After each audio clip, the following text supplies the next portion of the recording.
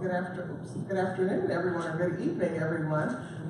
Welcome to the Webb West Connect Regional Library. I am Lisa Buggs. I am in charge of lifelong learning for the Jacksonville Public Library System. We're so glad to have you here tonight to discuss this important issue. Our community conversation is about the restoration of rights for Florida felons. 6.1 million Americans cannot vote because of a felony conviction. Floridians account for 1.6 million, or 25% of the population of people who have permanently lost their right to vote. Tonight, I'd like to have you join me in welcoming our panelists. We have Sherri Jackson, who's a former felon and advocate. We have Buzzel III. He is Chief Assistant Public Defender in the 4th Judicial Circuit. And Devin Coleman, who is an Executive Board Member of the Florida Rights Restoration Coalition. Welcome.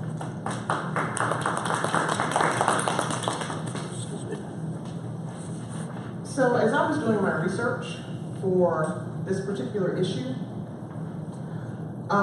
it was really startling to me to see that Florida is one of the few states in the country that does not automatically restore the rights of felons to be able to have their civil rights restored. And by civil rights, what we're talking about is the ability to vote, the ability to sit on a jury. It does not, and correct me if I'm wrong here, Lewis, it does not automatically tie into the right to be able to carry a firearm. I think that's a separate application that has to be put in. It's related, but it's not directly connected. Right, related, but not directly connected. Okay. And then I saw that, I pulled up the application. I pulled up the application with the state, one-page application. But the Clemency Board meets 4 times a year. They've met in March, June, September 11th, and it has a note here that it was rescheduled from September 19th. So they moved the date up as opposed to back. And the final date is coming up December the 5th. Now, there are 4 people who are on the Executive Clemency Board, 4 people who make the determination as to whether or not folks have their applications approved. That would be Attorney General Pam Bondi, of course, Governor Rick Scott, the Commissioner of Agriculture and Consumer Services, Adam Putnam, and Chief Financial Officer of the state, Jimmy Petronis. So 4 people who sit on a board who make these decisions. As I was doing my research, I also discovered that it appears that the decisions are made arbitrarily. There is no matrix that is used to determine whether or not people have their rights restored. When talking to the public, what we have found is the people who say that they oppose this talk about people being murderers, and they don't want murderers to be able to vote. And there's just misinformation out there to say that there are people who are excluded from this, who will not be allowed. These are people who have committed non-violent offenses. The other thing that was startling to me is that you have to wait, it says 5 or 7 years after completion of your sentence before you can even fill out this sheet of paper. So let's talk to our panel. First, Lewis, could you kind of fill in the blanks of what I left out about folks being able to go before the board? Well, the important thing to realize, I think, is what the Clemency Board really is. It's the governor and the specified cabinet members. That's why you have Governor Scott, Attorney General Bondi, Adam Putnam, who's the Commissioner of Agriculture and Consumer Services, that's all one department in Florida, and the Chief Financial Officer, Mr. Petronas. Obviously, the thing that jumps out at you immediately is these are all elected officials and the highest elected officials in the executive branch of Florida. The other thing is that they have a lot of other duties as members of the Clemency Board. For example, they have to review every death penalty capital conviction that happens in a court in Florida after the appeals are over. So they have to do that too. They have to consider separately people's petitions to have their right to bear arms reinstated. That's a huge portion of what they do. Now, they don't actually review all this. They have a staff that does that and it makes the recommendations, and the staff is not that big to handle all these cases, in my opinion. I have made appearances before the Clemency Board in the past, not before this particular administration, and it's clear to me, at least based on my opinion, based on my experience, that a lot of times these decisions are made based on political considerations as much as any other thing, which probably explains some of the arbitrariness of it. Absolutely. Because I understand that in doing the research that not all, but the majority, this would disproportionately affect Black people who live in the state of Florida, who tend to, more often than not, register as Democrats. And considering, I think it was the president won here by not a large margin, that could possibly make a difference in upcoming elections. It certainly did in the Bush v. Gore election. That was decided by less than 1,000 votes. So, Devin, you're the executive board member of Florida Rights Restoration Coalition. First, I'd like for you to tell me what the coalition does, and then, if you would, just share a bit of your story. Okay, so I'll read you our mission statement. And Florida Rights Restoration Coalition, and I call us the FRRC, that's the acronym.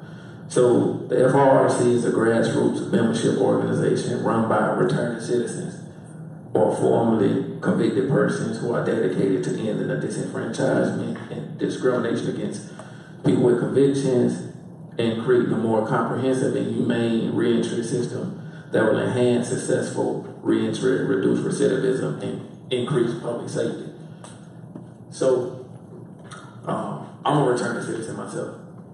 And we use the term returning citizen over the term ex-felon because of the negative connotation that's associated with the term ex-felon. You know, based on history, when most people hear the term felon, we think of the most heinous crimes. You know, people that think about aggravated assault, murder, things of that nature. And in the society that we live in now, especially in the state of Florida, you can be 18 years old and steal an iPhone and be considered a felon because the felony threshold for grand theft is $300 and an iPhone costs $900. You know, a bad check can make you be considered an ex-felon in the state of Florida.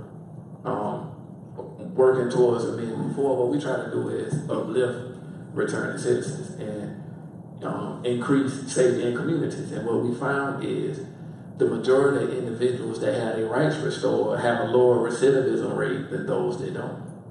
So restoring rights actually lowers the recidivism rate because it gives an individual a piece of society they feel like they belong. Particularly to Amendment 4, we're talking about returning citizens that have paid their debt to society. So the debt that the judge gave them to pay for the offense that they committed, they've completed that. And that's what we, focus on. So we want to pass the microphone to Sherri. Sherri, as a returning citizen, would you please share your story with us? Sure. I was convicted of a felony charge in '97. Actually, I was already a convicted felon from a bad check previous to that, but I actually went to prison in 1997 for a 3-year sentence. You can count the years it's been since I've been released. Unfortunately, as Devin was kind of talking about, once your sentence is completed, what I call it is an invisible life sentence. These consequences continue to, it's like that black cloud over your head with the storm coming out of it. It's just on you or people like you. So it's like, wow, you know, that's over with. I've completed that sentence. So why am I still suffering all these consequences?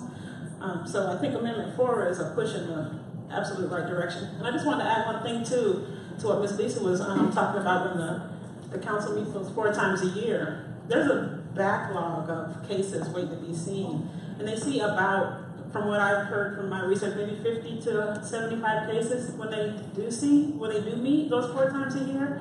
And that barely puts a dent in the applications of the people that have been waiting for years to hear an answer, to hear some type of response from that board. So I was so busy talking about the coalition, I didn't get a chance to share my story. That's okay, you can share it now. So I want y'all to picture this. You know, everybody here live in Jacksonville, so we see the things that our community faces, right? And in 96, I graduated from Ed White High School. 97, I went to Florida A&M University. Family on a rattler for life. So in my mind, I felt like I made it. Like my parents felt like I made it. My grandparents were proud. You know, I'm in college, going into my senior year because of some things that happened at a house party. I got a felony conviction. So instead of graduating from FAMU with a degree in economics, I was sentenced to the state of Florida Department of Corrections. And you know, I was angry. You know, I always thought it couldn't happen to me. Like I made it. I was in college, graduated, I'm having a white picket fence, the family, raised my kids, and that didn't happen. I had a split sentence. So what that meant was I had a 5-year split sentence. So I did 3 years inside, come home and do 2 years on probation. Came home, like I said, I was angry.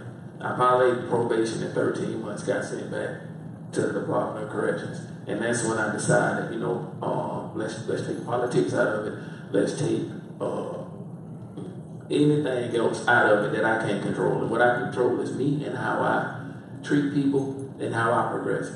So when I returned to society, after completing that second sentence, I decided to finish school. I wanted to be a finisher. I finished college, got my bachelor's degree in organizational management, still in the realm of business. And when we talk about how arbitrary the current clemency policy is, I'm gonna lay this out for you. So I went from college to prison, right? From prison to college graduate. After becoming a college graduate, I wrote a book, Prison of Poor Thoughts of an Incarcerated Soul, started an online clothing store and a publishing company. I wanted to give back to the community because it's 2 things I wanted people to understand. That even though you face those challenges, you could change your life. It's very, very, very, very, very hard, but it can happen. And another thing was I wanted to encourage youth coming before me to learn from my mistakes and not replicate. So I'm allowed to go in schools and volunteer and talk to kids. I'm allowed to go in prisons and talk to individuals that's going to be released. Also, the state of Florida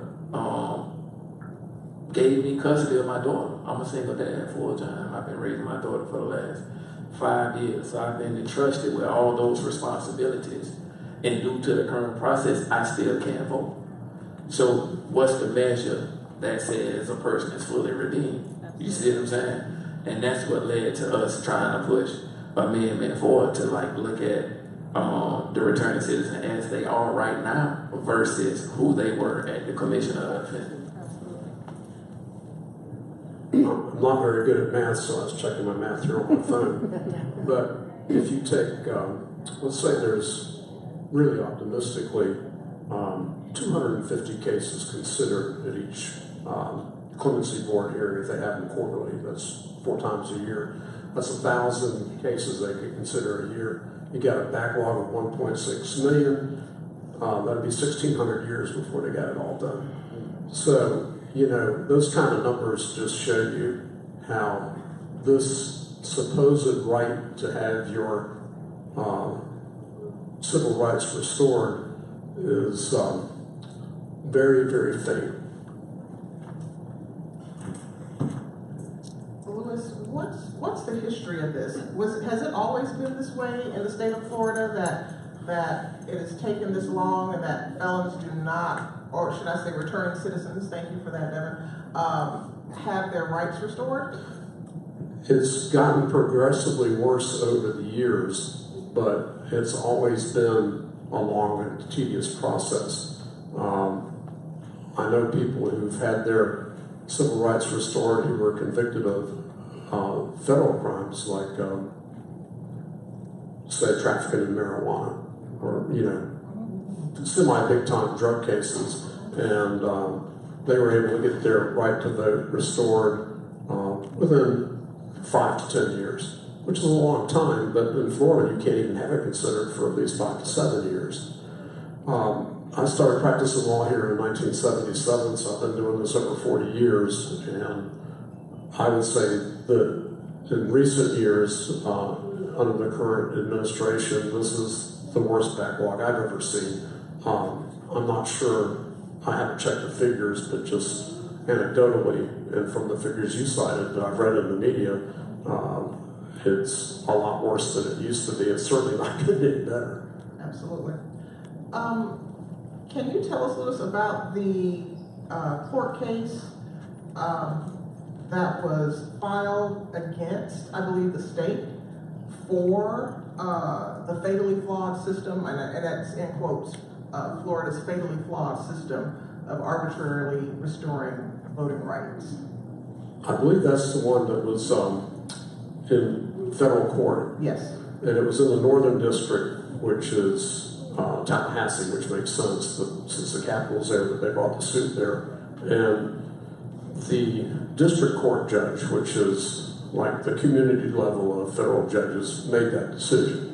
My understanding is the state has appealed it, and that process would certainly take longer than between now and November to work its way out. So the first judge who's considered it made that ruling.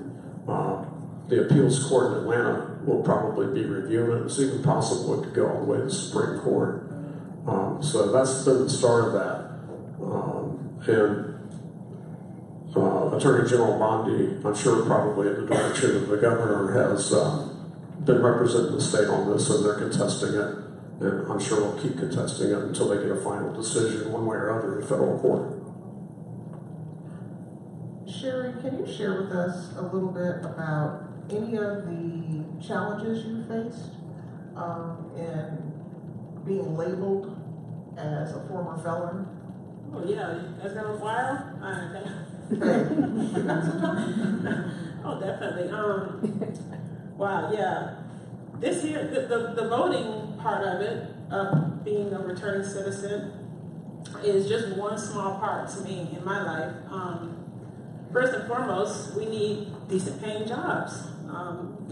That's been a barrier. And if I can just put a little side note in there, I'm more than happy with the city of Jacksonville Public Library, because they're part of the Ban the Box initiative that does give felons an opportunity for employment. I'm one of them that they did give an opportunity to, so I'm more than happy for that. But there's about 100, I think, companies that are part of that Ban the Box movement here in Jacksonville to try to give people an opportunity first. I think that's one of the biggest hurdles, is having that opportunity to get a decent paying job. And then once you're paying taxes and all, you want to be able to, vote on how your money is going to be used as well. So that's, a part of it. But there's lots of people just like me, Devin, that are trying, like Devin. I got my associate's degree from FSCJ. I went on to UNF and got my bachelor's. Now I'm back at UNF working on my master's degree. So I'm doing these things first and foremost to say, hey, yes, it can be done. Don't think it's the end of the world. If you've made a mistake or a couple of mistakes, whatever happened, we can do that. It does take time, it does take effort, and it takes a lot of determination, because those barriers and those hurdles will come. And I got turned down for a seasonal job at Target 2 Christmases ago, and that bothered the heck out of me, because I'm like, I could have been the best employee you guys had. I was going to work hard, do what you needed me to do, plus some, and they turned me down. after I got a, on the spot interview, to come stay over for the second interview, and they turned me down. I'm like, wow, how long does it take to actually get the chance to prove myself that I'm worthy again? So I think that's one of the biggest hurdles that I've had. Education, regardless of your education, is getting a good paying, decent job, and not being looked at as, oh, sorry, there's those consequences again. That's that invisible life sentence I talked about, when those things pop back up.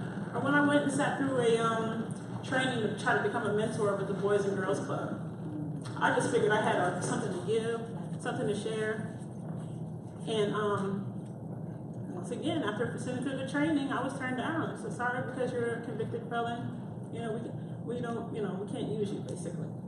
So those are things that hurt. That hurts when you're trying to do better. And I cry easy, so don't worry about that. But you're trying to do better, and you keep getting those things thrown at you, like, oh no, sorry, it's not time yet. It's like, when is the right time? When is it?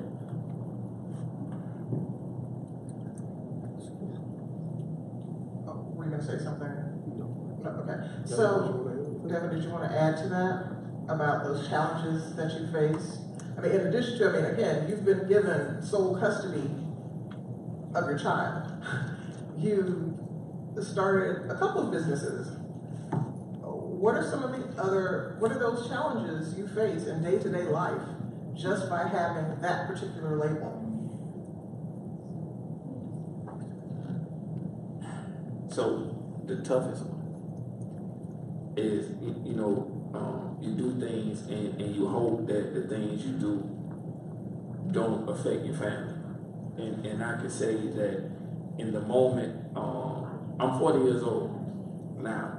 My offense happened in 1999. I got convicted in 2001. So I was never a bad person. I made foolish decisions. And at 40 years old, the repercussions of those decisions not only affect me, but it affects those that I care about. I just moved from one apartment to another, August the 30th. And I'm raising my daughter, and she going with me through this process. And I'm a man, right? And we believe that man's supposed to protect, provide, and things of that nature, right? Take care of the next generation. And the apartments turned me down because of something I did in 2001. And here I am, like, trying to teach my child, the next generation, certain things. And the first thing she said to me when we was walking to the car, and I'm like inwardly feeling defeated, but I can't show her that, right? She was like, but Daddy, you're not that same person. You was somebody like totally different, and they judging you based on who you used to be. And she didn't even know me then. Cause she's 9. This happened in 1999. And this just happened August 30th of 2018. Like, I couldn't live somewhere, and I didn't have anywhere else to go. Like, I had already told the place that I was at. So I packed the U-Haul, and instead of taking the U-Haul to somewhere else to live, I put it in storage with no prospects of where to live. And when we look at creating safer communities and what reduce crime, it's 3 things that reduce crime. In fact, check me on it. It's restoring civil rights, safe housing, and employment. And those are the things that we deny. It was just an economic study done, and it said passing Amendment 4 creates the opportunity for $385 million for the state of Florida. Like, putting income in houses and people going to work. And what that leads to is safer communities, like restoration. So, aside from the housing issue, I started businesses out of necessity because I was always underemployed, never looked at for who I was, the things I overcome or the things I achieved. I was looked at for the actions that I made one moment in my life in 1999. And the other part that is compelling is the fact that you even had to have a conversation with your daughter right. about a label a conversation that most of us don't ever have to have with our children. And so it's important to have support systems. And after that happened, I had time to decompress, and I was talking to one of my cousins, like, hey, he was like, what you gonna do? And I'm like, this happened. And then people told me no, like by email. And I was like, my baby was with me. And the tragedy is, my cousin was like, why did you have her with you? They gonna look at you like that. Why did you expose her to that? And it's like, dang, like, how do I do right? Like, what's the win in this situation? Because we supposed to teach our kids, right? Like, now, am I still her hero? And by God's will, I am her hero, and we overcame it, and we found suitable housing. But those are the things that returning citizens deal with every day. And I've been in positions where I felt like I was still incarcerated, still in bondage, because I couldn't let people know. My sister just said earlier about how she wanted to mentor and be involved with the youth, right?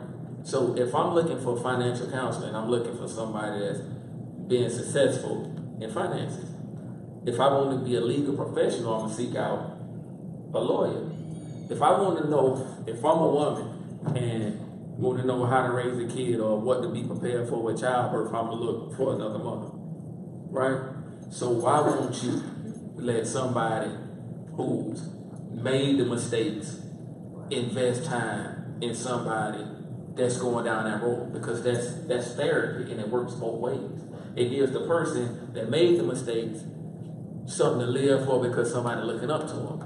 And it shows the individual that's going down that road, hey, I'd be better off not making that decision and doing something different, because I see what happens. It's not abstract. It's not my parents saying, don't do that because you can get in trouble. It's me saying, hey, the decision is yours, but understand that this can happen, and you are no longer in control after you make the decision. It's not yours to decide what happens after that.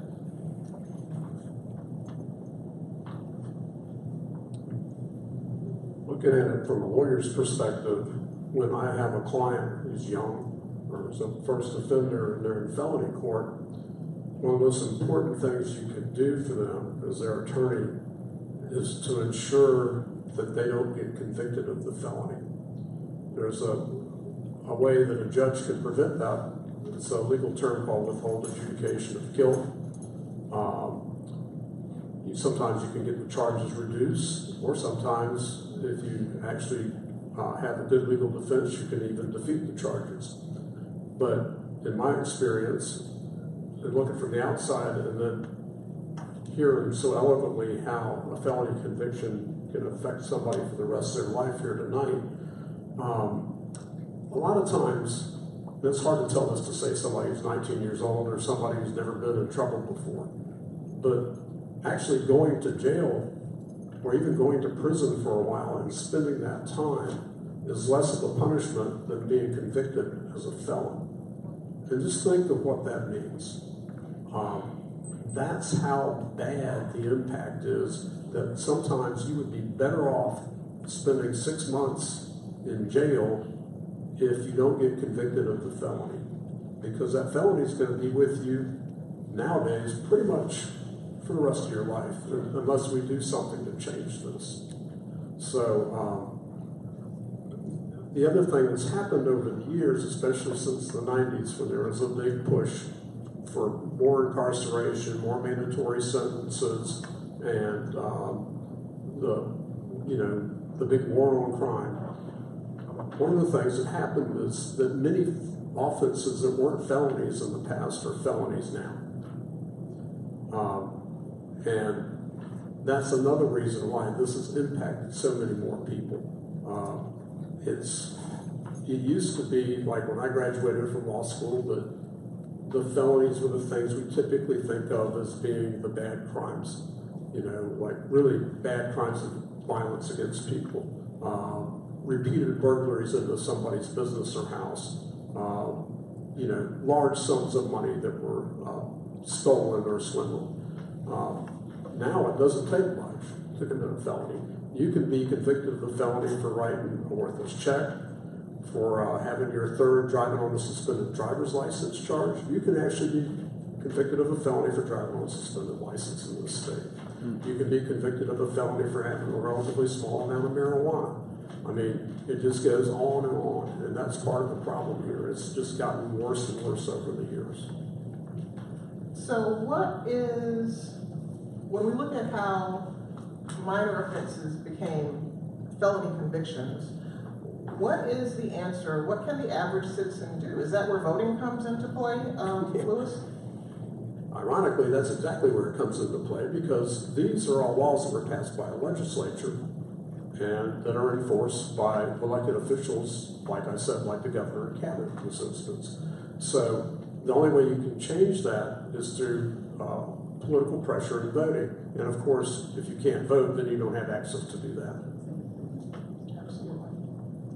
And I think also you aren't eligible for financial aid when you're filling out FAFSA. Is that not necessarily correct, Devin or Sherri?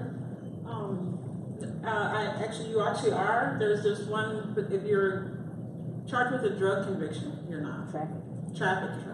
And that's which is kind of funny to me too, that they choose that one crime. They say, if you have this, we're not helping you to educate yourself. You better figure it out yourself.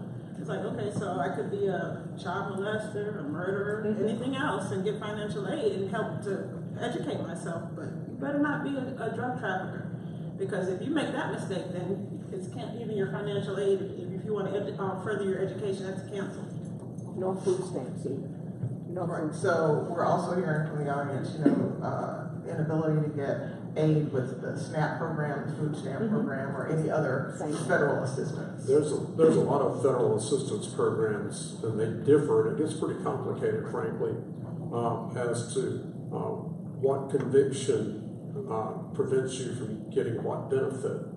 But it can affect everything from being getting food, housing, a job. Trafficking is a good example of what I was talking about before. I guess when we think of trafficking, maybe just because I'm older, I think of things like Miami Vice and planes coming in and boats filled, freighters filled with drugs, and semi-truck stop full of cocaine, and the Navy and the Coast Guard making these incredible busts. But really, a lot of this, what passes for addicts doing street dealing constitutes trafficking. I haven't looked at the latest amendments to the trafficking laws. They always make them more harsh. But it used to be that if you took, say, 10 or 12 Percocet from a family member out of the prescription bottle and you were carrying them around because your back hurt and you got pulled over and they found them, that would be enough pills to charge you with trafficking. So trafficking sounds like, they're focusing on the big dope dealers, they're, arresting, the folks who are smuggling across the border. That's true, but it's also true that just people who have a drug problem and need treatment are getting arrested, put in jail, and worse, convicted of felonies, so they lose everything. David, did you have something you want to add to that about? Right. I just started thinking about smart justice, because it seems like in certain states, in Florida, one of them, we focus on the topical, like punishing the crime instead of addressing what caused it to happen. And you mentioned voting earlier, and when we talk about voting, because particularly Amendment 4, we talk about people that have set their responsibilities and paid their debt, and now they're trying to move on with their life. You heard the term ban the box earlier, right? And what ban the box really is a fair hiring policy. And a lot of cities and states have ban the box. Jacksonville actually has one of the strongest policies in the state of Florida. And what ban the box does is, on the application, it has the box, have you ever been convicted of a felony? And like what was said earlier, it's been a progression. So most of us old enough to remember, it was like, have you been convicted in the last 3 years? Then it was, have you been convicted in the last 5 years, 7, 10? Now it's ever. Yeah, further. So have you been convicted ever? And then some people even look at, have you been arrested? Whether you was convicted or not. You understand? And what, that's a barrier. That's a barrier to employment. That's a barrier to housing. That's a barrier to everything. So ban the box, for example, is a policy that reverses that. And what happens is on the application, it doesn't say, have you been convicted? It look at who you are, like regular person, fill out the application. What happens though is later on in the application process, and later on depends on what state or city and how they, like you said, it depends, what they dictate as later on in the process. But let's use this as an example. They say you qualify for the job.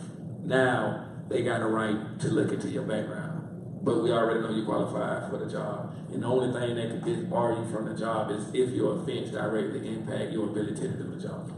So if you got armed robbery, you're not going to be a bank teller.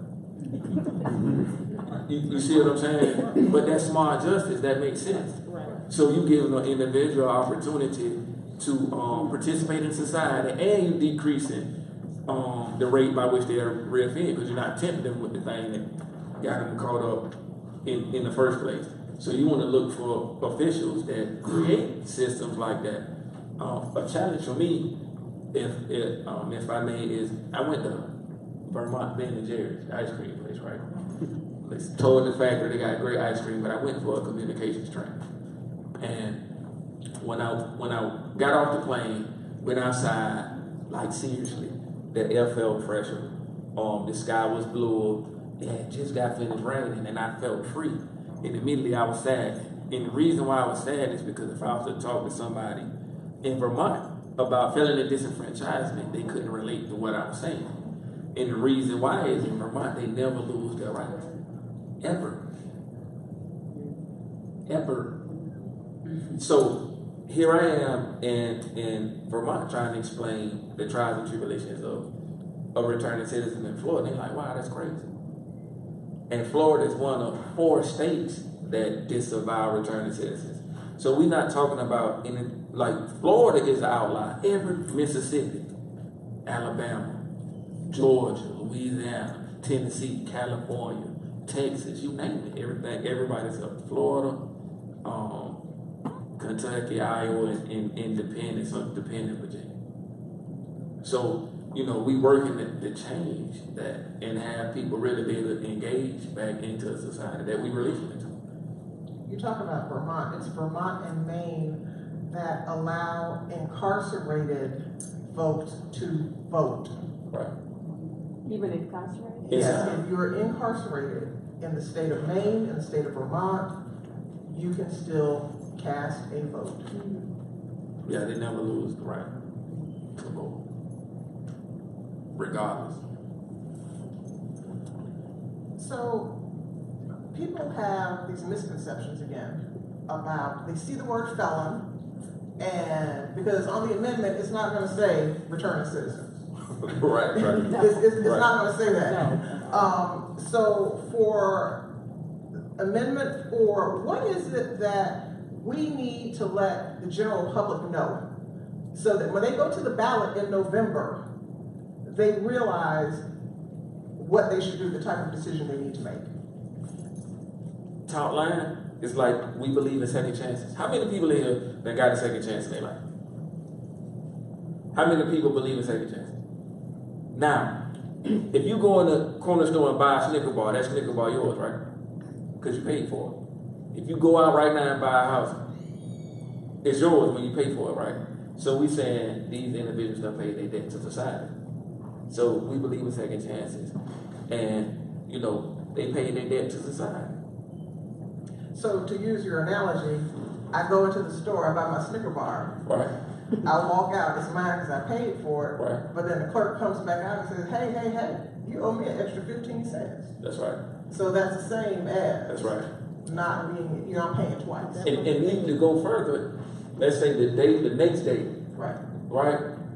You done ate the Snicker bar, you probably there to get some orange juice this first thing in the morning. And they ring you for the orange juice and ring you for the Snicker bar again. Right. Exactly. I remember yesterday. That's right. Exactly. Right.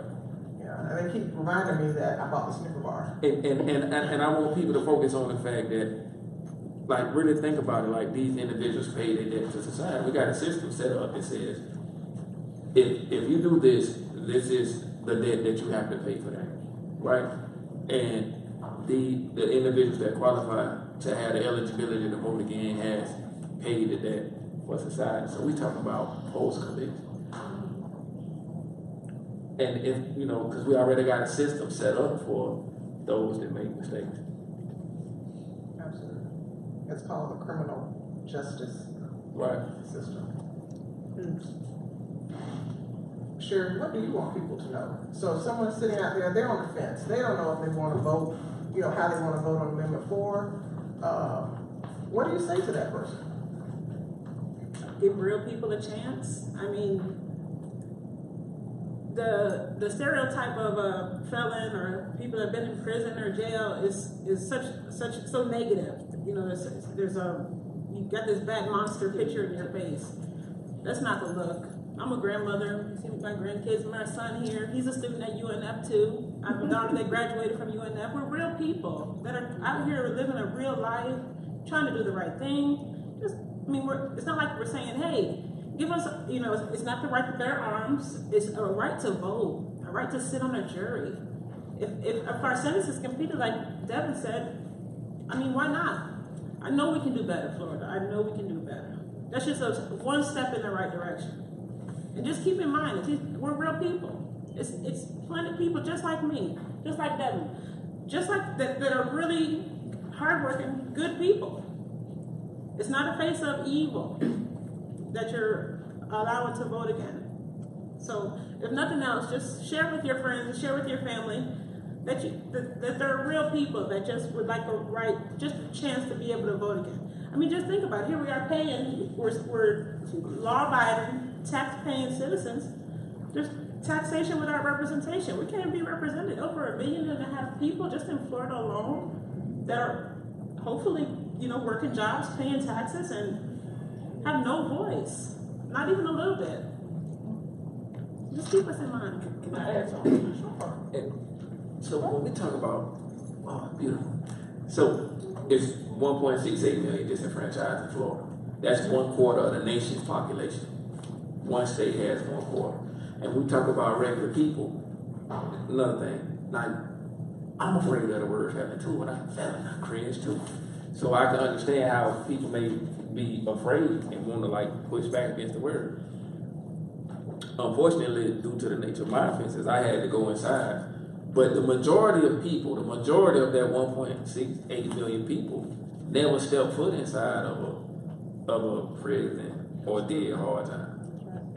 They may have done probation, house arrest, things like that. So don't even be in the mind frame that all the individuals we talked about actually did a hard time, because the majority of them didn't.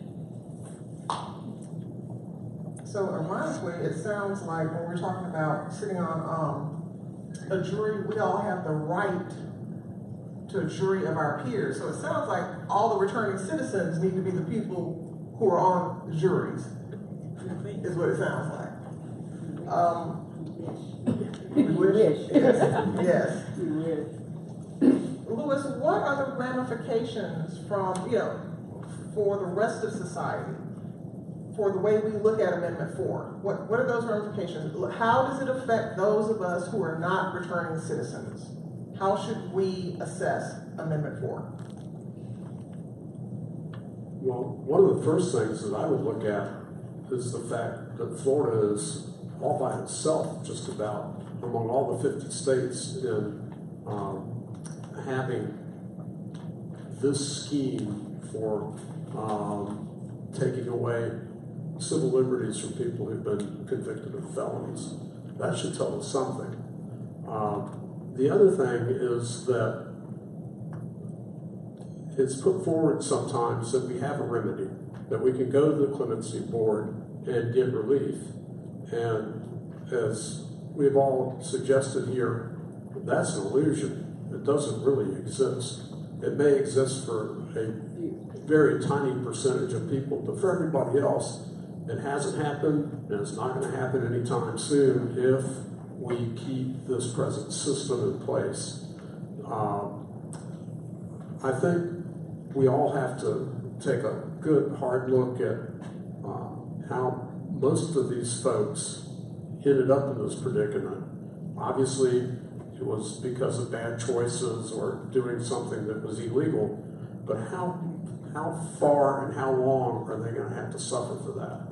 And the fact that these really horrible consequences continue to happen after the worst thing that can happen in the criminal justice system other than the state taking your life, which is taking your liberty, how that can keep going on for 10, 20, 30 years, how that makes any sense, I just don't really understand.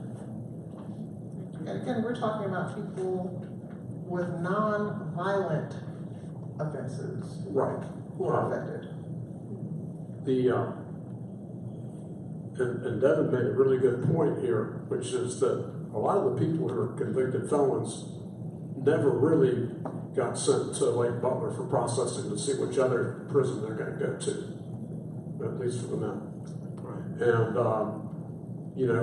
they may have spent time in the local jail waiting trial or even serving a partial sentence before they were on probation. They may have been put on community control or house arrest and,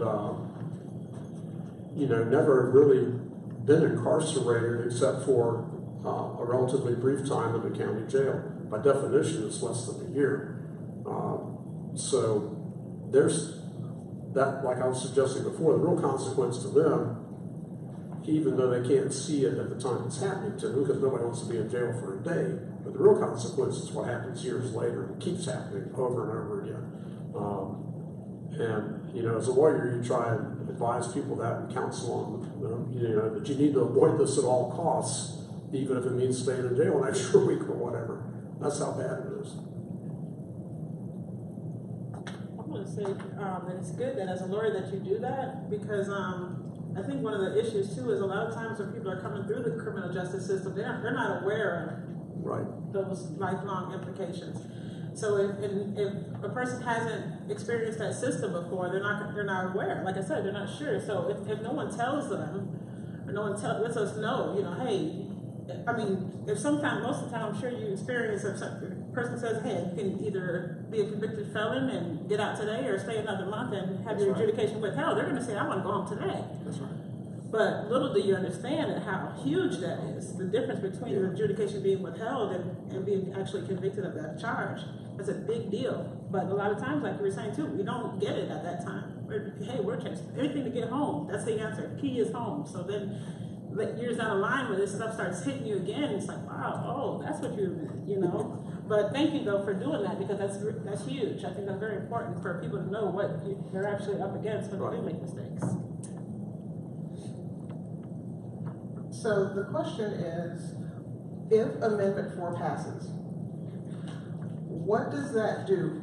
Are all of the folks who are returning citizens who have nonviolent offenses, do they automatically have their rights restored? Do they still have to go through a process, an application? Well, given the history of the way things like this develop in this state, I think the fair answer is we're not sure. My guess is that there'll be more litigation as a result of it to determine, was this really a nonviolent felony or a violent felony? How are we going to define that? The other thing that typically happens is that it's going to take a lot of resources just to bureaucratically enable this. That's a lawyer talk for saying, how are they going to get the people to process this and who's going to pay for it? That's always going to be a problem. And so it may actually exist as an amendment to the Constitution, but implementing it and spending the money and the necessary resources to accomplish it for folks like Sherri and Devin is going to be a different story. My guess is it's going to take a while before you actually get it done, but to even start doing it, Amendment 4 has to pass first. Sure. So, I want to make a point of clarity. And we like to hinge around the word eligibility. Amendment 4 will restore the eligibility for individuals to have the right to vote again. And I'm going to read you the ballot summary.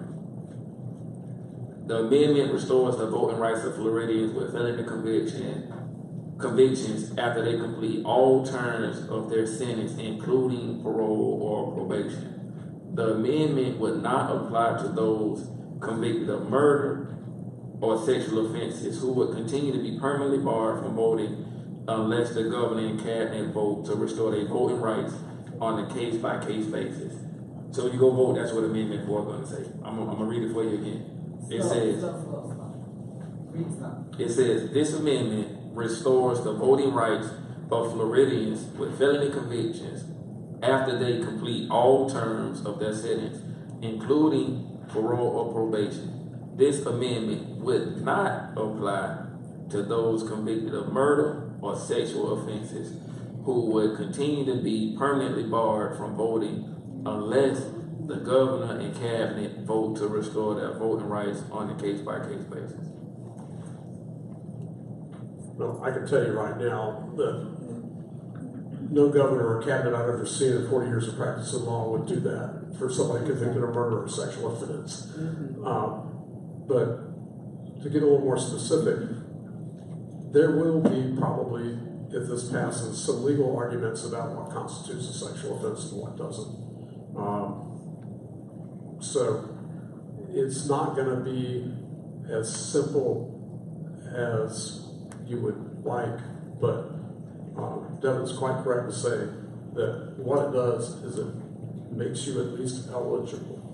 Now, going from eligible to actually removing the bar for particular people is where I see it could take some time, and there'll probably have to be still more political effort to get the resources behind this so it gets accomplished. So I would imagine that that would mean that those of us who can vote can reach out to our representatives in the Florida Legislature to say that we want them to prioritize this.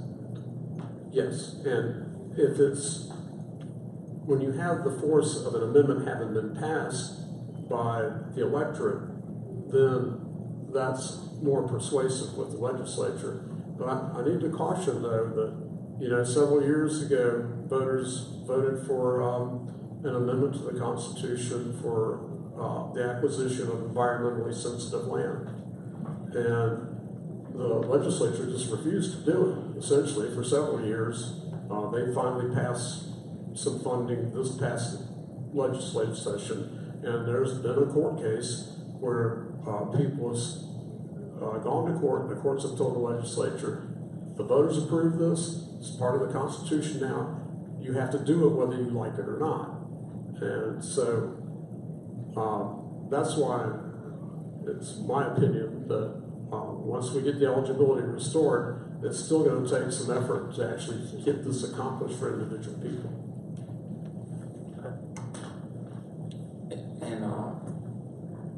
And I want to say, be encouraged, because in order to get the amendment this far, it was signature gathering. It was a petition effort. And it started off with volunteers and got us this far. This the thing, it was 2 phases. You had to get enough petitions for the Supreme Court for it to trigger a review. And you had to get X amount of petitions from X amount of districts in the state of Florida. When it was all said and done, when Amendment 4 made it to become an Amendment 4, over 1 million petitions were signed. And in order to sign that petition, you had to be a registered voter. So over 1 million registered voters said yes to Amendment 4 already. So we just need to have more discussion about it and go across the finish line on November 6th. Then after that, it's like those same registered voters, those 60+% that said we want to create safer communities by restoring voting right to over 1 million people, to tell the people that they put in office, we want this. And like, you know, if you don't want to do it, we'll put somebody else in office that want to do it, because we got millions of voters that agree with it. One of the simple answers is that if the legislature had been in favor of doing this, then this process wouldn't have even happened. It wouldn't have had to have happened. Exactly. So that tells you something, I think. Do we have any questions from the audience members? Yes, ma'am. I think the most interesting thing about all this is language, how felon gets moved to return citizen, how we view crimes, how we view all of these things, because the framing of how we think about things and how we approach other people or how we interact with other people leads to, you know, untrue or unfair comparisons, or a lot of the things you guys have been talking about, there are lots of people that have never been convicted of crimes that are actively criminals in government and, you know, in other aspects that don't have the same scrutiny, and they can still vote and they can still make laws to negatively impact other people because they don't have the scrutiny of being called these things. There's something else. Since you did the mic, we don't know what she was saying. We didn't hear what she was saying. I'm sorry. Would you repeat it? Background piece over there.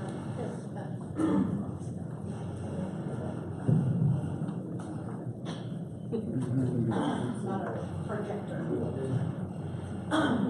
I was just saying that the way language has been used throughout all this, how felon and restored citizen mean the same thing, but when you hear them, you have an assumption, and how when you hear certain things about criminality, you have an idea of what that is as opposed to what it actually is. And when you make those kinds of assumptions about people, whether you're hiring people or you're in a position to make laws, I mean, lots of people that make laws are criminals. But they don't get called things, they don't get things withheld from them because they are writing the rules and they're writing laws. And if voting wasn't important, then they wouldn't take it away from people. There's no reason that any one of us have done anything to where your things get taken away. Other than being murdered and your life gets taken away, I can't think of anything else other than what they've said about their journeys, that people steal things all the time. People have DUIs all the time, and they still get jobs, and because they pay for the classes or they pay for the whatever, and it doesn't follow them around, but it doesn't mean they didn't do it. It doesn't mean that they haven't done something that is also against the law. And I do agree that it's disproportionately people of color. Ever since 1964, the Voters' Rights Act, they found new ways to keep people from voting because they know that the people that they're going to negatively impact are so you take away the right to vote. And when you were saying earlier about not being able to get jobs, how do people return to crime? Is, you know, you try to do things a certain way and then you still have your family to feed, then people return to these things, and that way lawyers can say, not you, but other lawyers can say, There's lots of you. they don't have mustaches, but then you can say, oh, that person is bad, or that neighborhood is bad, or this group of people are bad, when in fact you've given them no recourse to do the things that they're trying to do. They still have things that they have to pay for, and you're taking that away from them. Then people return to crime, and then you can say, oh, well, they're a criminal. And then there's no, oh, that was the other thing. Rehabilitation in correctional facilities are euphemisms that we use for these things. Words don't mean what we think they mean if we're going to frame things that way. So I do think that the more people can kind of expand the way they think about things or the way they've experienced the world, they can say, sometimes people on TV that have jobs in government are not telling the truth. Sometimes, well, all the time. But if you don't meet, not everyone has to, you know, there are some returned citizens that don't have to be as great as you guys, but they still have the right to these things. And the fact that, you know, they're being taken away means that voting is more important. What's terrifying to me is apathetic voters, like people that have the rights to do things that just can't be bothered to get up and go one day a year, every 4 years, you know. Or two days a year, like here in Jacksonville. Yes. I'm not going to go all the way around the room, so I'll get you going. I just like to say I'm in agreement with almost everything I've heard actually today, because I'm a convicted felon also. And back in 2000, I think I'm a federal convicted felon. And I did 18 months of a 30-month sentence, 3 years probation, and I paid off a $30,000 fine. So I know how tough it is out here. The difference was I had a lot of support from family and home and whatever, and with that, and then I also had a lawyer too that was also, you know, working with me too to try and assist. But everybody don't got that, and I know that. So I did get back in 2000, and at that time, when you finished your conviction and you completed your probation and you completed your paid off my fine, I was able to get my rights restored, with the exception, of course, of being able to carry a firearm, which today I still can. That was in federal court. Yes, yes. But now I've had my lawyer to apply for me through the presidents when they're signing off on whatever. He submitted the request for me every time. But of course, my name never made it to the top of the list. But it is hard. And with me, I had worked for the state for 26 years before I went to prison. So I had a bachelor's degree from FAMU, and then came home and worked a minimum wage job, even with that I had to do that for about a year. Then I worked 2 years without any benefits, health benefits, for 2 years before I could actually get a job that paid me $8 an hour, even with that. So I know how hard it is, and I know how tough it is out here too. And it's harder too when you don't have people that work with you. But I did start working with Operation Hope's Ready for Work program as the senior case manager, training people how to return to society. So I came to this because of that knowledge, and because I wanted to see what else was going on. And with tonight, I will assure you that me and my friends and my relatives will vote for Amendment 4. Because I hadn't gotten it in my psyche yet. But I saw one of my friends sent it to me, because I'm always talking about I'm a convicted felon. They hate it too. But it's okay, because, you know, nobody determines who I am. You got to realize too, even though you are, you know, you have to validate who you are. Absolutely. And that's where I am. So I promise you that a lot of us will be voting for Amendment 4 because of my visit tonight. Now, thank you. Thank you for sharing your story. Thank you, Ms. Joyce Johnson. I thought you looked familiar. Thank you. Thank you. Yeah. And we're all returning here with the nomenclature of returning citizen. Thanks to Devin, I appreciate that. Returning citizen. Yes, That's right. returning citizen, not convicted felon. Yes, please. I have a question. My question has to do with the Clemency Board, and I probably shouldn't coach it tonight. My question has to do with the Clemency Board, and it's made up of the elected officials. How can we get citizens such as ourselves, returning or not, or already in the community, to join that particular board? Would that be a legislative process as well? If so, how do we go about it? Or is it similar to the Citizen Review Board? I'm not sure. I'd have to look it up, but I think it's actually in the Florida Constitution. It was revised in 1968. Oh my. But if it's not, it's at least minimally had to be done by the legislature.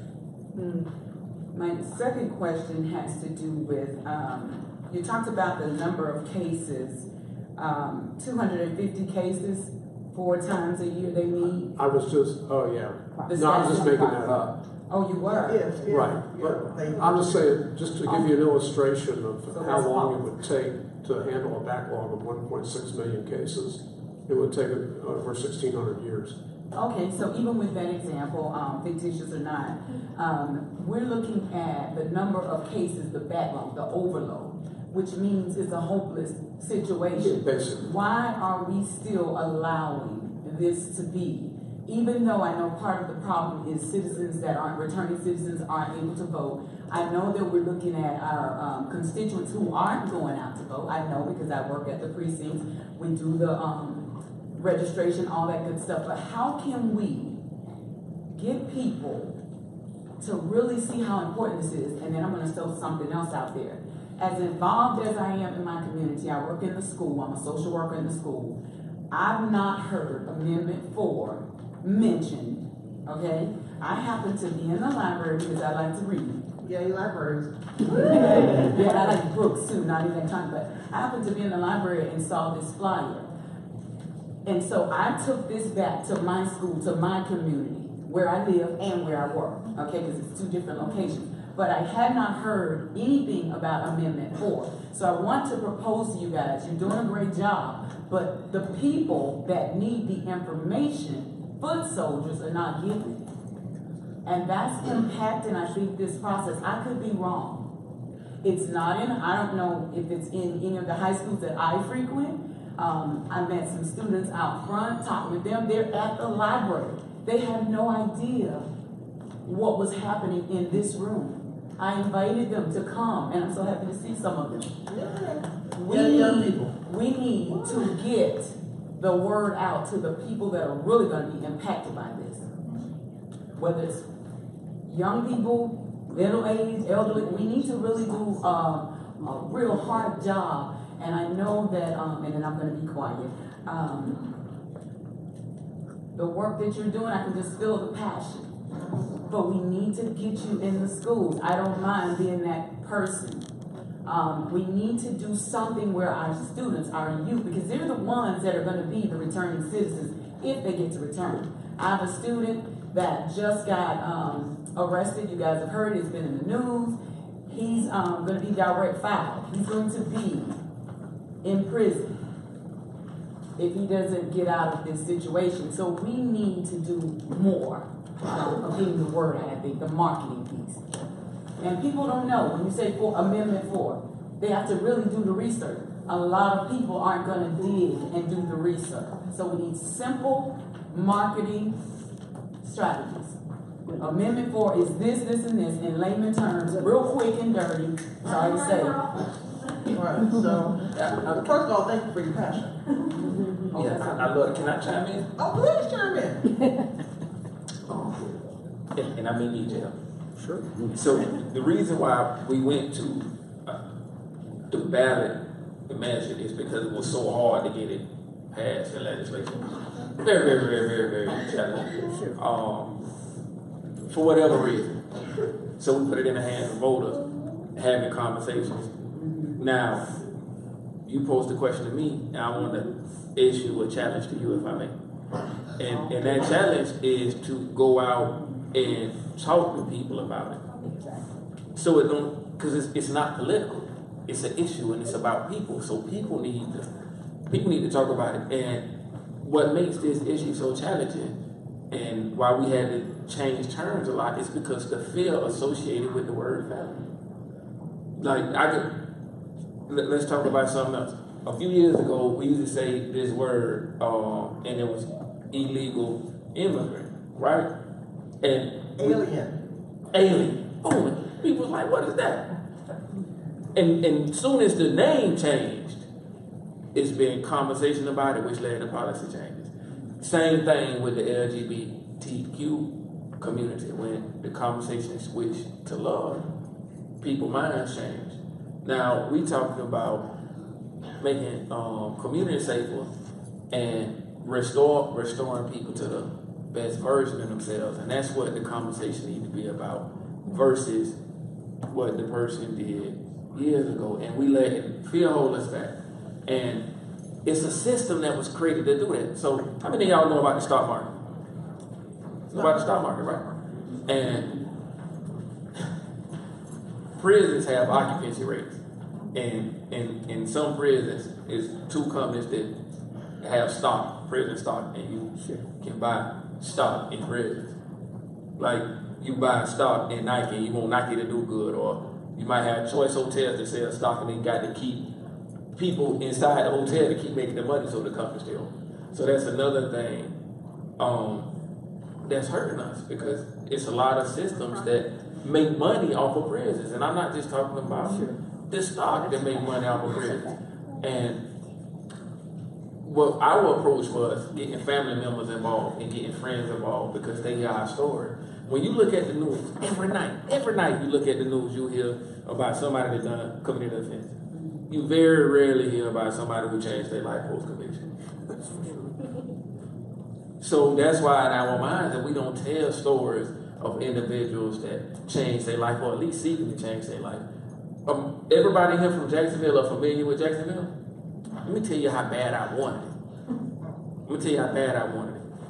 I walked from Jesse Street by the Jaguar Stadium. Know where the Jaguar Stadium? I walked from Jesse Street to Beaver Street, over the Viaduct, to Beaver Street Fisheries for $7 an hour. And I did it for 2 years. And I was in my late 20s. Couldn't go on no date. I'm making $7 an hour. I was a grown man, like 28 years old.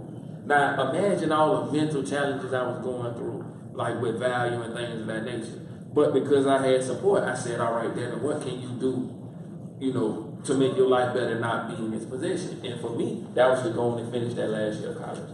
And that gave me, through perseverance, it gave me opportunities to get where I'm at now. But we don't talk about it. We don't talk about how given a chance, in the proper support, people change their lives. So I think that's the type of things that carry that message on, that make people feel comfortable given a second chance. And when I said that restoring rights lowers recidivism, the Florida Parole Commission did that study. That's a fact. Restoring rights lowers recidivism, and just to be plain, recidivism is the rate by which people reoffend. So people are less likely to reoffend if you restore their rights. I may not need it either. All right, we have another person that does not need a microphone. But first, before you get started, I just want to also give kudos to the social worker who's at the school. So kudos to all social workers. Yes, please. So I had actually a similar experience, but in terms of how I came to hear about this event, and I have similar questions to Sister here, because you get action oriented. So one, I want to acknowledge all the work that has come before. I can't show up to a community conversation and be like, okay, let's get cracking. I do recognize that a lot has been done before, but I think we live in this politicized, polarized kind of community, and there's a reason I think that maybe we haven't heard about before, because we weren't in on the work. And it's easier to post a Facebook post or to share a viral Instagram or something like that. And so while acknowledging, I imagine there was some foot soldiers out there with those petitions and knocking on doors to get that. As we are a couple months out from the amendment being voted on, I think that there could be some organization, and I wrote my email address down on here because I don't put my mouth where, my money where my mouth is, to say, okay, how can I come in late and try to support that effort? I was in the library on Old Middleburg getting the book from Michelle Alexander, the Jim Crow, and Jim Crow. And basically, I think that there could be some duplication of that, because I watched the special on Netflix, Surviving Jail in America, and she kept popping up, and she was in Ava DuVernay's thing. I said, who is this lady? I'm gonna go get her book and her audiobook, so I got no excuses. And I was literally checking out other library with that, and this flyer was on the table.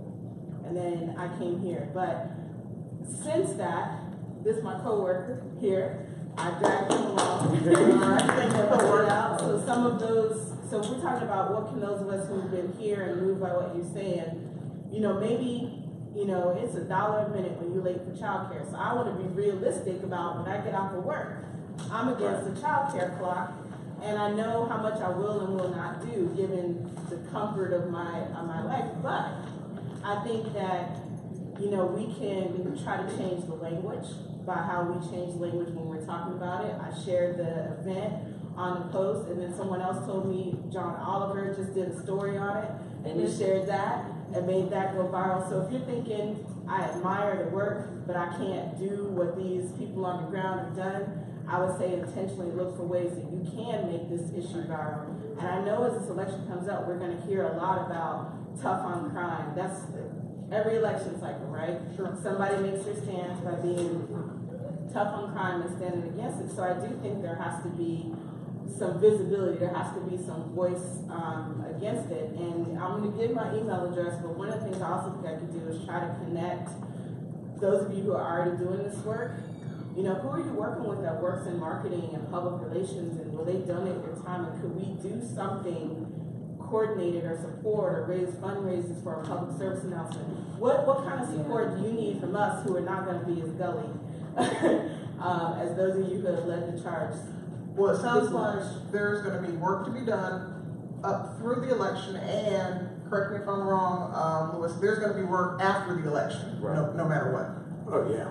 I mean, there's going to be a lot of work after the election, assuming that this even passes. I will say that one thing that makes me a little more optimistic is I've seen some very good TV commercials in support of Amendment 4. And I'm surprised that more people haven't seen those because I don't watch a lot of TV. That also makes me hope that there's some real money behind this.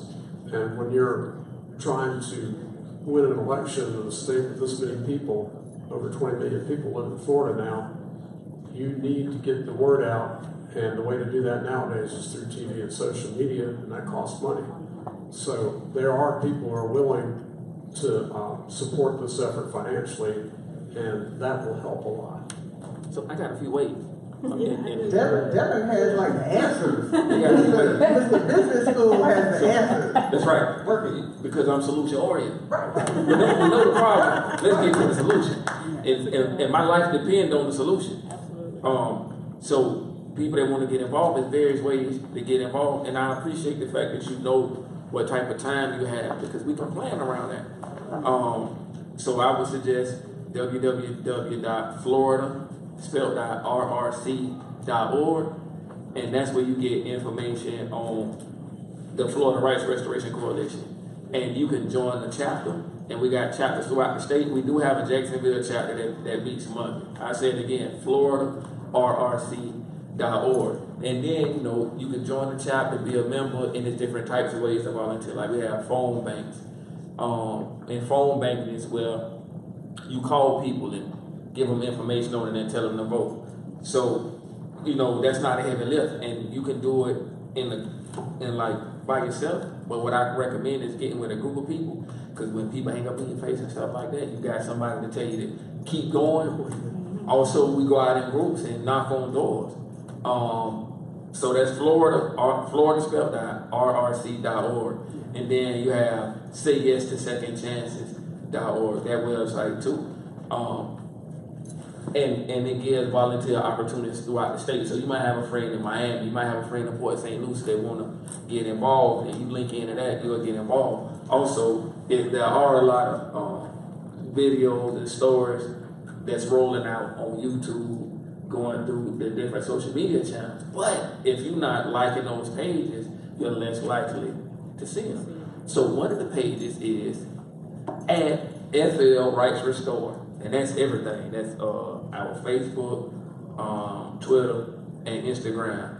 And, you know, we keep people abreast of it. We've done some things with the Players Coalition. They've been supportive. Lady Gaga gave us a shout out supporting the Amendment 4. Katy Perry gave a shout out supporting the Amendment 4. Rock Nation gave us access to their concerts in Orlando and Miami to get petitions. So we on the cusp of doing something real great.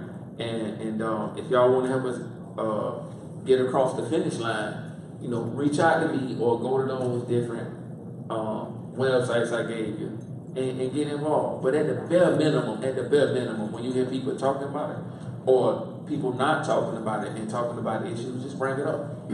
Just bring it up. What was the Instagram? What was the Instagram page? The Instagram, our Instagram is FL Rights Restore. FL Rights, RIGHTS, Restore, RESTORE, and that's the Instagram and the Twitter. My question is what? I got a question and a comment. But the question is, okay, we go out, we vote for Amendment 4, and it passes. What's the next step after that? Like for us with the, but after it passes, like how long will it take for rights to restore and? That's to be determined, basically. Yeah, like I said, it's gonna be a long, hard Yeah. fight. Even having it passed is a big- Probably the first thing that's gonna have to happen is to figure out, based on what the amendment says, who is now eligible out of the 1.6 million people. And you can see that just the process of going through that many folks' background to see if they're eligible or not is gonna take some time. And also, there's qualifiers in there like all your sentence has to be finished. So let's say that you were released from prison and you're on 5 years probation. You may have to wait another 3 or 4 years even after this passes before you're eligible. So some agency or some people are going to have to determine who actually qualifies under this amendment and who doesn't. And that's going to take some time and cost some money. And secondly, just listening to Ms. Sherri and Devin,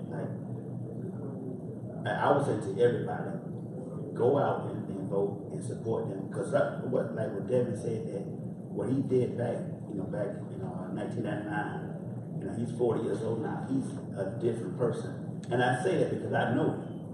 Because when I came in, like my coworker, she came and said, "You want to go to the thing?" I was like, "Okay." And then I came in, I see him, I was like, I know him, and I know him because I was at Band Youth at the same time. And I was like, and I just He's scared to fall. when he got arrested and everything. So, and I can tell you, I know, like I said, I know him. Like I still remember when I met him at Band Youth, like he was like a real cool, laid back guy. Like he was like real. So when he got arrested, I was like, what? Like, and then when I found out, I was like, well, okay, this is something. But like you said, this is something that's holding him back from 1999. And there's other guys that I know that did stuff back when they were younger. Because I know one guy, he did his time, came home, was trying to get a job, doing everything, and for like 6-7 months, still couldn't get no job, couldn't do nothing. And so he wound up going back to what he used to do. And so now he's back in the system. So I say for everybody, go out and vote because, it just, what's the word I'm looking for? The right thing to do. No, well, not the right thing to do, but Absolutely. an evolving door. Revolving They're steady in and out. So I would encourage everybody to go out and vote and tell people about it. I have one more question, and I don't think I need the mic for it, but is there any protections in the amendment from, so let's say, hopefully it passes, and then people start getting into the analytics of things, and it's like, oh, well, these are the demographics of people that are meeting this, that, is there any protection in the amendment to keep it from being manipulated so that people get the demographics of people they want to restore votes to and then not? Because you got to assume the majority, war on drugs disproportionately impacts people of color. Florida is often a battleground state. We continue to be undecided. So even now between former governor and current governor, there's far less clemency being approved under Governor Scott than there was before. So you have all these different factors. So you put it in, as Lewis is saying, someone's going to start looking at it and figuring out what the definitions are. How, or is that a separate battle to say they can't do things to kind of cherry pick through it, to say that this thing that has this population of people, if we did that, that's all of a sudden X amount of people in the rolls who are people of color who historically vote this way. So, voter suppression, basically, based off of the analytics of if this amendment passes, what protections, if any, are in there. And maybe that's just my cynicism, but I sincerely doubt that I'm the first person to think about why there's a push against passing it, and then if passed, how will it basically evolve, or what we have to be on the lookout for evolution of to not make it the same problem dressed up like a different thing. Folks are gonna have to pay attention to it, for one. The people that mobilize to get this on the ballot and then hopefully get it passed are gonna have to not think that the battle's been won and we all go home. Exactly. They're gonna have to keep maintaining their interest and political pressure. And the good thing, though, about having an amendment that's been ratified by the voters and made part of the Constitution is it has a lot of legal power behind it, where if it's not being properly implemented in the legislature or somebody's trying to manipulate things, if you have to, even though it's a long process, you can go to court and you really are in a much stronger legal position to enforce something that's there than just making some kind of abstract argument that this is the right and fair thing to do. This was in the Constitution. It was approved by not just a majority of the voters, but a supermajority of the voters, and that's why you have to follow it. That's why I made the analogy to the Florida Forever Act in preserving environmentally sensitive lands, because that's exactly what happened. It won by over 70% of the vote, and the legislature just flat refused to fund it for a couple of years until people went to court to enforce it. So those are the kind of options you know, even if this election, even if Amendment 4 passes in November, that's just the start of things. It's not the end of it. Can I say something? I wanna challenge some thought processes too. I like challenge, and life has been challenging for me, but I'm stronger because of it. So correct. When you're looking at percentages, it's a higher percentage of African Americans disenfranchised by felony conviction. But when you look at person for person, we not the majority. You see what I'm saying? So it really does affect everybody. You just see one particular face. So I'm gonna say that again. If you look at percentages, African Americans are the highest percentage of people disenfranchised. When you look at person for person, we not the majority. This really affects every demographic of Floridian. And person for person, we the lowest effect. Well, my job is to represent people in criminal cases who don't have enough money to afford lawyers. And the one common factor through a lot of this is not just race or ethnic origin, it's income. Poor people in general are more adversely affected by these kind of laws than, people with more means, people with better incomes. I mean, that is certainly one common factor here. But that's linked to education. That's linked to all kinds of other things that are systematic in their oppression. Yep.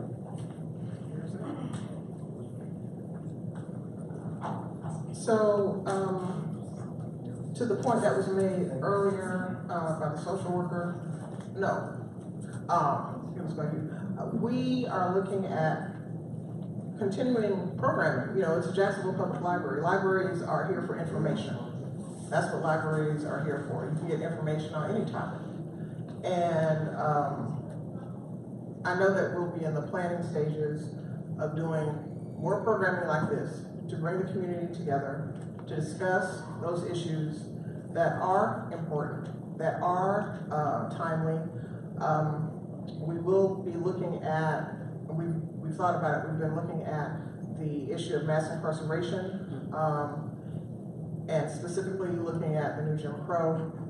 A couple of years ago, we were trying to bring Michelle Alexander here, but we weren't able to. But it was a plan that we had in coordination with UNL. And so there's still a way to talk about the book, to still bring in subject matter experts. For those of you who have access to Netflix, the documentary 13th is what was being referred to, that Michelle Alexander is one of the principles in that particular documentary, and it talks about the 13th Amendment and mass incarceration. So we'll be having these conversations as we go forward. And to the point of folks who have made comments, it is left up to all of us to talk to the people that we know, our friends, our family members, if we go to church, you know, wherever we are, to talk to people about the importance of Amendment 4, and that again being the starting place, because it's going to be a fight as we move uphill. I want the panel to give us some parting words, please. I will say, if you haven't seen the documentary 13, it's a must-see. It goes into so many good things that need to be heard and need to be known. For-profit prisons, like Devin was mentioning earlier, talked about that. If you haven't seen it, it's on Netflix. You really just have to see it. I think the more we know, the more we're aware, the more we see faces of real people that, you know, are just looking for an opportunity, then the more we can grow as a whole. I think it's important to talk to people about it. I don't mind sharing my story. I keep it real with people. If somebody asks me, "Oh, you been in prison?" Yeah, I should. You know, a lot of people that didn't know me at that time are like really like shocked, and I'm glad of that because I am another person. I'm not, you know, that same mindset, that same thought process at all. So it's good that people are shocked when they hear that stuff. But if I didn't tell the truth and if I wasn't honest, they would know that there are people just like me and that are, you know, experiencing these same issues, that have made mistakes just like I have, that are trying to move forward though. So just keep in mind that it's not that evil face, you know, and tell your friends about it. You know, if you don't have anyone in your circle or in your family that has possibly been to jail or been committed any crimes or caught for committing any crimes, then there may be somebody else that you know or have came in contact with. But if not, you've seen us. And you've seen Miss Joyce Johnson, who I thought looked familiar, and she did a lot of good work with Ready for Work, with the Operation New Hope program that helps ex-offenders get employed and things like that. But, you know, so there's a lot of faces, you know, that you may not even, if you didn't know, if the person didn't tell you, you may not even know that they've had those issues. But just kind of keep that in mind when you're talking to your friends and family and when you get ready to bowl in November. Because I know I would appreciate it, my family would appreciate it. Thank you. I don't want to steal the thunder from what we discussed here tonight, but the elections in November are really important for Floridians because there's quite a number of amendments to the Constitution on the ballot. And most of them were placed there as a result of the Constitutional Revision Commission that meets every 10 years. And they met here in Jacksonville some months ago over at the Kent campus, and I would just ask everybody, it takes some time, it takes a little bit of effort, but you need to educate yourself on all these issues and make an informed decision, because some of these laws are going to be impacting people for a very long time. I've been a board member of FRRC since like 2011-12, and I remember days when we didn't know, you know, what we were gonna do. I remember days when our back was like literally against the wall. I remember days where we used to pitch in and support one another just to get by, whether it's words, you know, somebody say something, things like that. So I'm encouraged to see so many other people like looking at our issues and supporting us. And I want you to continue to do that. I ask that you have open minds and do your own research. Like fact check what we're talking about, because it'll stand the test of time. And remember, like at the FRRC, we put people over politics, because bottom line, we care about our neighbor, we care about our communities. And evident by where we stand now, what we've been doing hasn't been working. And then the definition of insanity is to do the same thing over and over again, looking for a different result. you know? So, like, try something new, like, have that conversation. You know, getting to know somebody and don't fall for assumptions and operating from a spirit of love. Words are important. Words are important. People are important. That's why we went from illegal alien to illegal immigrant.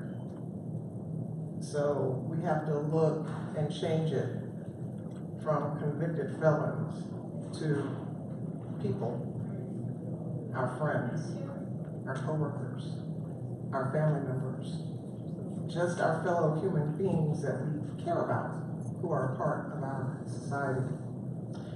If you want to know more about all of the amendments coming up, check out the League of Women Voters, and also stay in touch with the Miami Herald.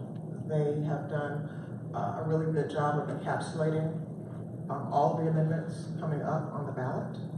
And of course, you can always call and ask a librarian at the Jacksonville Public Library, because we are a place where you get information. 630-BOOK, 630-2665 for any of your questions about the ballot or anything else, like the history of the pencil. Thank you so much for joining us, and we hope to see you again soon.